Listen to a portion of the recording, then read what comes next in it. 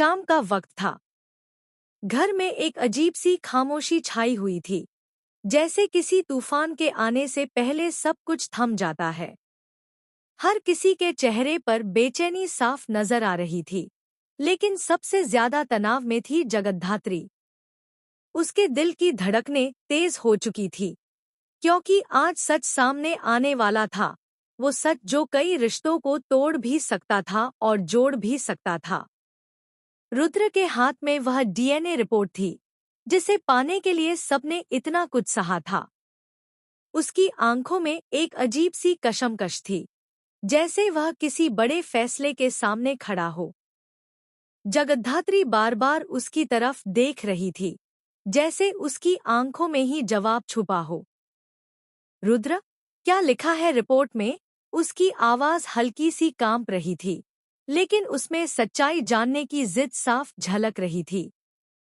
रुद्र ने कुछ पल के लिए आंखें बंद की, जैसे वह खुद को संभालने की कोशिश कर रहा हो। कमरे में मौजूद हर शख्स की नजर उसी पर टिकी थी। लेकिन अचानक, बिना कुछ कहे, रुद्र ने वह रिपोर्ट अपने हाथों में मरोड़ दी। सब चौंक गए। इससे पहले कि कोई कुछ समझ पाता, उसने पास रखी मोमबत्ती की लौ में उस रिपोर्ट को जला दिया। रुद्र, ये तुमने क्या किया? जगद्धात्री की आवाज गूंज उठी।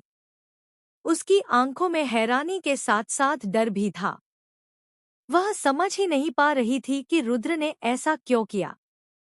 क्या वह किसी सच को छुपा रहा है, या फिर वह किसी को बचाने की कोशिश कर रहा है? रिपोर्ट धीरे धीरे जलकर राख बन रही थी, और उसके साथ ही वह सच्चाई भी जो सब कुछ बदल सकती थी। कमरे में सन्नाटा छा गया।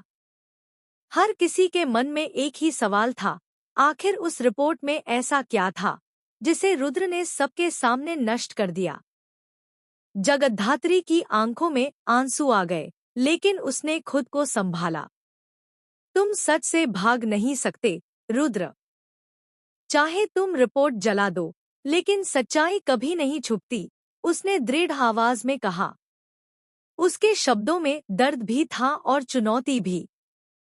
रुद्र ने उसकी तरफ देखा। उसकी आंखों में गहरा दर्द और मजबूरी साफ नजर आ रही थी। कुछ सच्चाइयां ऐसी होती हैं, जगद्धात्री, जिन्हें जानकर सिर्फ दर्द मिलता है। और मैं नहीं चाहता कि ये दर्द तुम्हें मिले, उसने धीमी आवाज में कहा। लेकिन अब बहुत देर हो चुकी थी। शक का बीज हर किसी के मन में बोया जा चुका था। घर के बाकी सदस्य भी आपस में फुसफुसाने लगे। कोई रुद्र को गलत ठहरा रहा था, तो कोई